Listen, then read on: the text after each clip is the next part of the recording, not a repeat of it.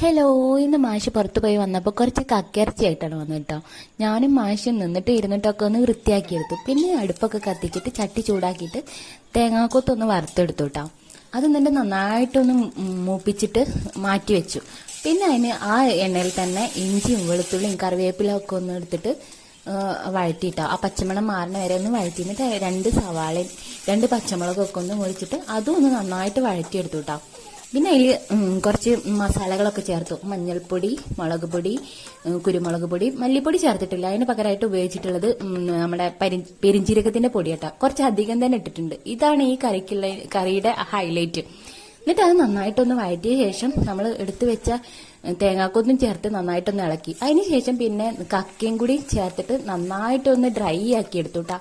അപ്പോൾ ഇതാണ് ഞാൻ ഉണ്ടാക്കിയ കറി. ഇഷ്ടപ്പെടുകയാണെങ്കിൽ നമ്മുടെ വീഡിയോ ഒന്ന് സപ്പോർട്ട് ചെയ്ത് കൂടെ കൂടെ മറക്കല്ലേ. ബായ്.